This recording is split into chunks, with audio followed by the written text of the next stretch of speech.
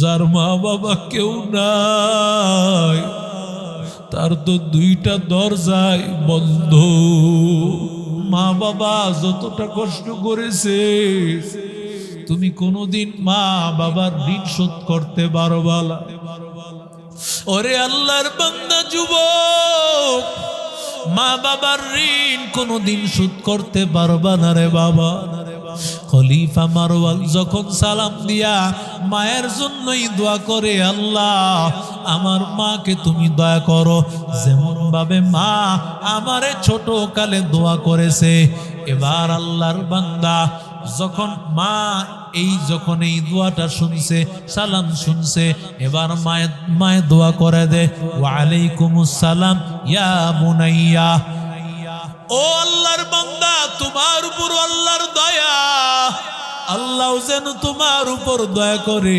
কামা কামা বাররতানি কাবীরা, তুমি যেমন ভাবে আমারে বড় হওয়ার পরে আমি মারে গিয়া গাজীপুর হোতাপাড়া এলাকায় দিয়া শোলাই।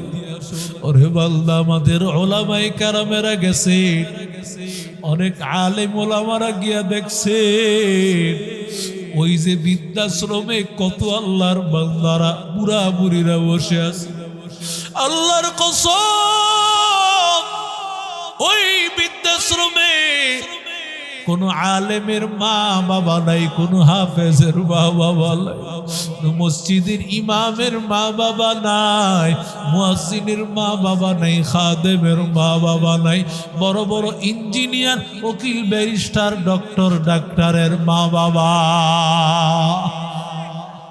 কেন আল্লাহর বান্দা যুবক? কারণ সন্তানটাকে তুমি কোরআন শিখাও নাই, সন্তানের হক দাও নাই, জন্য সন্তান তোমারে বৃদ্ধাশ্রমে পাঠায় দিছে। কারে বৃদ্ধাশ্রমে পাঠাইছো একটু চিন্তা করলা না? কারে তুমি বৃদ্ধাশ্রমে পাঠাইছো রে বাবা? এরে আল্লাহর বান্দা যুবক, তোর মা বাবা তোর জন্য যত কিছু করে, ওরে আল্লাহর বান্দা তুমি চিন্তাও করতে পারবা না একটা মা তার সন্তানের জন্য কত কিছু করে। এরে আল্লাহর বান্দা, কুমিল্লা চান্দিনার একটা ঘটনা, আল্লাহর এক বান্দা তার সন্তানটাকে, গরিব মা বাবা, কিন্তু সন্তানটাকে আস্তে আস্তে বড় লেখা করায় বড় বানাইছে। কত গরিব মা বাবা, অনেক গরিব, কিন্তু সন্তানটাকে উকিল ব্যারিস্টার বানায়, অনেক বড় শিক্ষায় শিক্ষিত বানাইছে বাচ্চাটাকে। যারা এত বড় শিক্ষায় শিক্ষিত করে, ওদের চিন্তা হলো একটা, আমার এই সন্তানটা বড় হয়ে আমারে ভুলবে না, আমার সন্তান বড় হয়ে আমার সাথে ভালো আচরণ করবে। এরে আল্লাহর বান্দা যুবক, আল্লাহর বান্দা বড় হইয়া উঁচু লেভেলের লেখাপড়া করেছে, মা বাবাই নিজে ভালো খাবারটা খায় নাই, সন্তানের জন্য ভালো খাবারটা দিয়েছে। নিজেরা কষ্ট করিয়া বাবা একেবারে রিক্সা চালায়, মাটা অন্যের বাড়িতে কাজ করে। ওরে আল্লাহর বান্দা যুবক, কিন্তু সন্তান এক পর্যায়ে যখন বড় হয়েছে, সরকারি বড় অফিসার, আল্লাহর বান্দা নিজেই নিজের চয়েস মতো বিবাহ করিয়া নিয়েছে। এখনকার অনেক যুবককে তো বলা লাগে না, নিজেরাই নিজেরটা চয়েস করে মা বাবার কাছ থেকে আলাদা হয়ে যায়। তোর কপালে ধ্বংস ছাড়া কিছুই না। সেই মা বাবা তোর একটা সেকেন্ডের জন্য ছেড়ে দেয় নাই, একটা সেকেন্ড তোর ভালোবাসা ছাড়া রয় নাই। ওই মা বাবারে কেমনি তুই এত কষ্ট দিতে পারলি? ওরে আল্লাহর বান্দা যুবক, আল্লাহর বান্দা এত বড় অফিসার, বড় একজন অফিসার, মানুষেরা তার দরবারে লাইন ধরে, সিরিয়াল ধরে, গ্রাম থেকে অনেক লোকেরা তার কাছে যায়। এত বড় অফিসার, সুনাম সুখ্যাতি শুনিয়া মায়ের কাছে বলে, জানো তোমার পোলায় তো অনেক বড় অফিসার হয়ে গেছে, অনেক শিক্ষায় শিক্ষিত হয়েছে। এরে আল্লাহর বান্দা যুবক, এরে নবীর আশিক উম্মতের দল, ও আল্লাহর বান্দা, ওরে নবীর আশিক উম্মতের দল, একদিন বাবায় মনে বড় আশা, আমার সন্তান এত বড় অফিসার হয়েছে, আমার সন্তান, তার কাছে আমি যাব, তার কাছে গিয়ে আমি দেখা করব। আল্লাহর বান্দা ঠিকানা নিয়া আস্তে আস্তে একেবারে আল্লাহর বান্দা বাড়ির একেবারে অফিসের সামনে চলে আসছে। যখন ভিতরে ঢুকবে আল্লাহর গোলাম দারোয়ানকে যখন ঠিকানা দিয়েছে, আমি তার সাথে দেখা করতে চাই, এটা আমার সন্তান। যখন আল্লাহর বান্দা যখন ভিতরে ঢুকেছে, পিয়ন ভিতরে ঢোকার পরে কিছুক্ষণ পরে বের হয়েছে, 500 টাকা হাতে দিয়ে বলেন, স্যারের এখন সময় নাই, পরে আপনার সাথে কথা বলবে। এরি আল্লাহর বান্দা যুবক বলে, আমি ভিক্ষুক না, আমি তোমাদের স্যারের বাবা,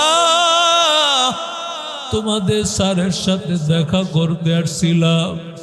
ওরে আল্লাহর বান্দা, ওদিক দিয়ে মা তো মনে মনে বড় খুশি, আমার সন্তানকে এতদিন পরে ওর বাবায় দেখতে গেছে, মনে হয় যেন আজকে বড় আনন্দের সময়টা কাটবে। কিন্তু মায়ে তো জানে না এই সন্তান যে আর তাদের নাই, এই সন্তান সুন্দর স্ত্রী পাইয়া, এই সন্তান ওর পদমর্যাদা পাইয়া, টাকা পয়সা পাইয়া, ওর এমপিগিরি পায়া, মন্ত্রীগিরি পায়া, ওর মা বাবারে ভুলিয়া গেছে। ওরে আল্লাহর বান্দা যুবক, এবার বাবা আসিয়া যখন মায়ের কাছে বলছে, মার কলিজাটা ছিঁড়ে গেছে রে যুবক। যেই মা একটা সেকেন্ড সন্তানকে ছাড়ে নাই, নবীর সাহাবী আসিয়া বলেন, মান হাক্কু বিহুসনি সাহাবাতি ইয়া রাসূলুল্লাহ। ওগো পয়গম্বর, আমি মা বাবার মধ্যে কার সাথে ভালো আচরণ বেশি করার হকদার? নবী বলেন, উম্মুকা। ক্বালা সুম্মা মান?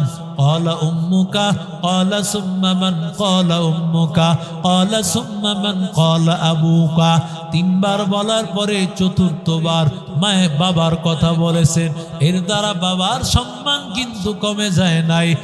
তোমার কথাটা 3 বার বলার পেছনে কারণ হলো আল্লাহ তাআলা মায়ের 3টা এমন কষ্ট, এই কষ্ট দুনিয়ার কোনো বাবারা সহ্য করে না, একমাত্র দুনিয়ার মারা এই কষ্টটা করে। ওরে আল্লাহর বান্দা যুবক, ও নবীর আশিক উম্মতের দল, হামালাতহু উম্মুহু কুরহা। আল্লাহ বলে, মা তোমার যখন গর্ভে ধারণ করেছে,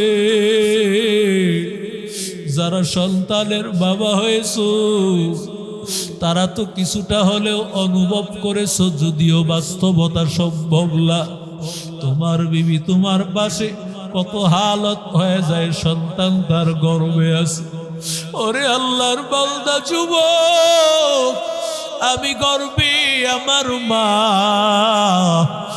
আমি আমার মারে কলিজায় আঘাত করেছি, আমি আমার মার কলিজায় লাথি মেরেছি, মার খাবারটা খাইতে পারি না, মা খাবারটা ফালায়া, মা বিছানায় পড়িয়া চোখের পানি ফালায়া কান্নার আওয়াজ। ও দয়ার মালিক, আর কষ্ট সহ্য হয় না রে আল্লাহ। ও দয়ার মালিক, ও আল্লাহ, এত কষ্ট ও আল্লাহ আর সহ্য হয় না রে। ওরে আল্লাহর বান্দা, যখন এই বাচ্চাটা প্রসব হবে এটা তো আরো মারাত্মক ব্যাপার। এখানে অনেক সন্তানের মা বাবারা এমন থাকতে পারে, ওরে আল্লাহর বান্দা, শনিবার দিন ব্যথা শুরু হয়েছে, মায়ের প্রসব বেদনা, প্রসব ব্যথা, রবিবার দিন যায়, সোমবার দিন দুপুর ভাব, মা ব্যথা আর সহ্য করতে পারে না, মা অজ্ঞানের মতো হইয়া যায়। মায়ের এত কষ্ট, মার ব্যথাটা সহ্য করতে পারি না। আশেপাশের মহিলাদেরকে ডাক দিয়া বলে, রে বোন, মাফ করিয়া দিও, একসাথে চলছি, আমাকে মাফ করে দিও। কয়েকটা সন্তানের মা হয়েছি, এবারের কষ্টটা বড় মারাত্মক, আর বুঝি বাঁচবো না, আর বুঝি আমি বাঁচবো না। আমার বাবার সাথে আমার মা একান্তে কথা বলতেছে, এমন সময় আমার মা নাক দিয়ে বলতেছে, রে স্বামী,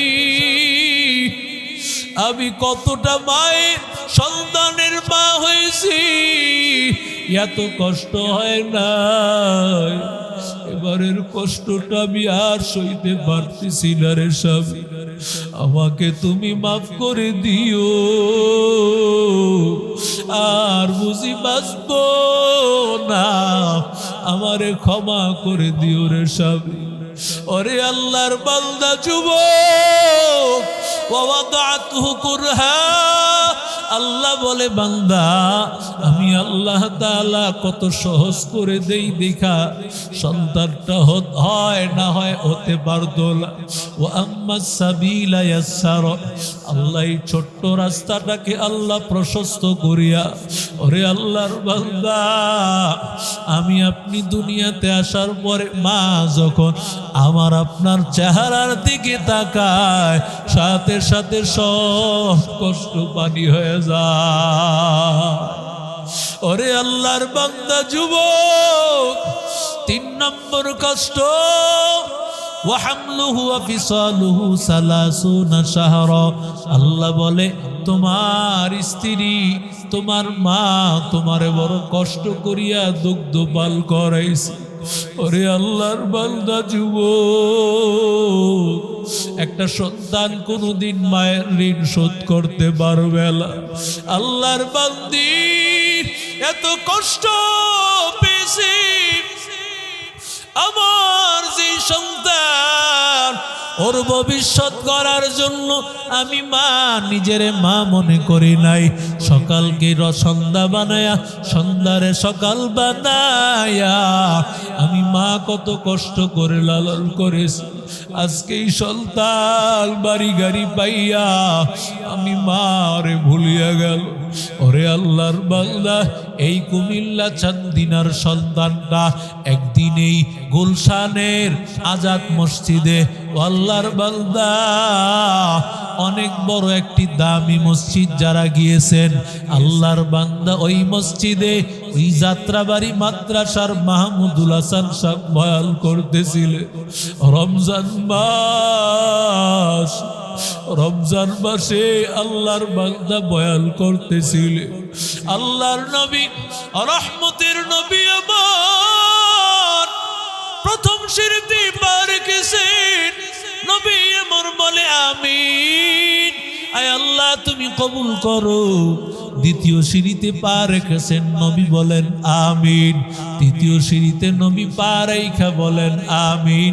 এবার সাহাবায়ে কেরামেরা বলেন, ও পয়গম্বর, আপনি কেন ব্যতিক্রম এমন হালত করলেন? প্রতিটা সিঁড়িতে পা রাখলেন আর বললেন আমিন।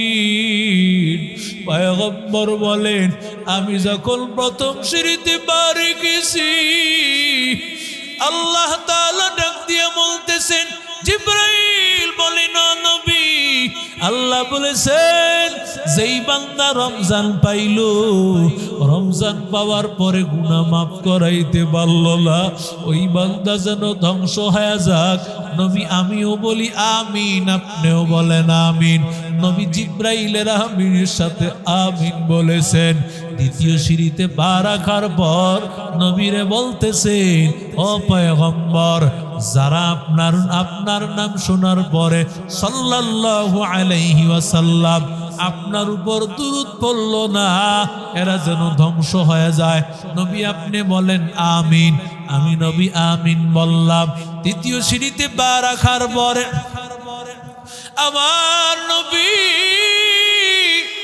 রহমতের নবী, আমার নবী ডাক দিয়ে বলতেছেন, আমি তৃতীয় সিঁড়িতে পা রাখার পর জিব্রাইল ডাক দিয়ে বলে, ও পয়গম্বর, যারা মা বাবার দুইজনের একজন অথবা দুইজনকে পাইল, জান্নাত কামাইতে পারলো না, এরা ধ্বংস হয়ে যাক। আপনি নবী বলেন আমিন।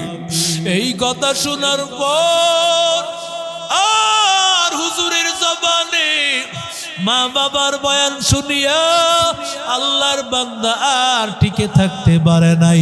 সাথে সাথে মসজিদ থেকে বের হইয়া আল্লাহর বান্দা মা বাবার জন্য যত ইফতারি লাগে, যত আয়োজন লাগে, সব কিছু নিয়া একেবারে মোড়ে আসছে, চান্দিনা মোড়ের মধ্যে আসছে।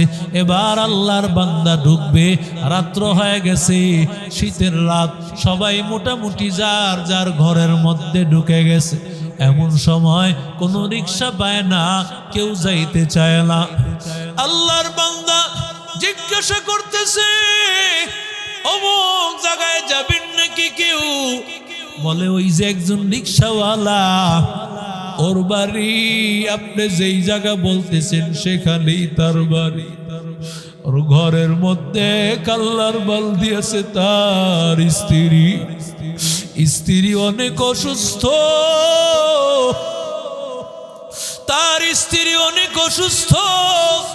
ও আল্লাহর বান্দা, ওরে যুবক, ও নবীর আশিক উম্মতের দল, ও আল্লাহর বান্দা, এরে নবীর আশিক উম্মতের দল, তার স্ত্রী অনেক অসুস্থ, স্ত্রীর জন্য খাবার রেডি করেন, তার চিকিৎসার জন্য খরচ চালাইতে হয়।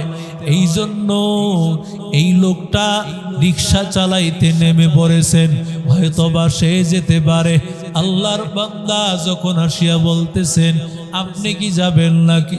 আল্লাহর বান্দা মুখটা বন্ধ করে ফেলেছেন, কারণ চেহারা দেখলেই তো চিনে ফেলবে।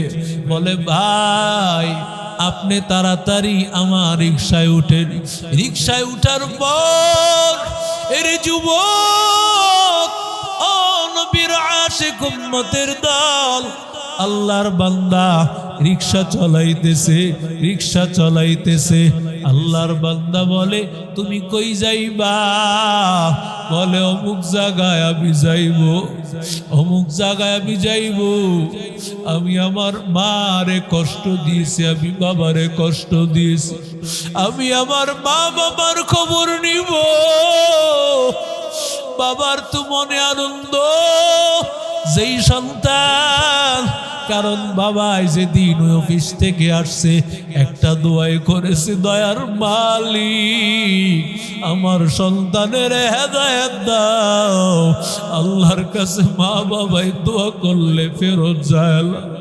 ওরে আল্লাহর বান্দা যুবক, সন্তান এবার যখন যাইতেছেন, সন্তান তো জানে না এটাই তার বাবা। এক পর্যায়ে সন্তান আর তো সহ্য হয় না, নিজের সন্তান নিয়ে আর সামনে আগাইতে পারতেছে না। এবার মুখের কাপড় খুলিয়া বলে, বাবা আমার বুকে আয়। বলে, বাবা তুমি এত কষ্ট করতেছো? বলে, বাবা আমার মনে আর কোনো কষ্ট নাই রে বাবা, তুই যে বুঝিয়ে আসছো, আমি বাবার দিলের মধ্যে সব কষ্ট দূর হয়ে গেছে, আমি বাবায় মোটেও রাগ করি নাই। এরে যুবক, ও ও নবীর আশিক উম্মতের দল, ও আল্লাহর বান্দা, এরে নবীর আশিক উম্মতের দল। এবার মায়ের কাছে যাওয়ার পর মা সাথে সাথে দরজা খুলিয়া বলে, বাবা আয় আয়, আমার বুকে আয়। বলে, মা তুমি কি আমার প্রতি রাগ করে থাকো? মায়ের ডাক দিয়া কয়, রে সন্তান, কোনদিন মা সন্তানের উপর রাগ করিয়া থাকতে পারে না, অথচ এই সন্তান মা বাবারে ফালাইয়া সব কিছু নিয়ে ব্যস্ত ছিল, কোনদিন মায়ের খবর নেয় নাই, বাবার খবর নেয় নাই। অরে আল্লাহর বান্দা যুবক, অনুরোধ করি বলি রে বাবা, কে জানি মা বাবা হারাইছো, আর কোনদিন ওই মা বাবারে পাবিলা, চাইলেও বাবা পাবি না। ওই মা বাবার জন্য দোয়া করবি, 5 ওয়াক্ত নামাজ পড়িয়া পড়িয়া, রব্বির হামহুমা কামা রব্বায়ানি সগীরা। আয় আল্লাহ, আমার মা বাবারে মাফ করে দাও। কবরের পাশে দাঁড়াইয়া দোয়া করবি, ও আল্লাহর বান্দা, আর মা বাবা যাদের বেঁচে আছে দিলে কষ্ট দিয়েছে, অনুরোধ করি বলি রে বাবা, আজকে রাতে মায়ের পা ধরে মাপ চাইবি। মায়ের পা ধরে মাপ চাইলে তোর সম্মান কমবে না, আর আল্লাহর কসম তোর মা বাবা রাগ করে থাকবে না।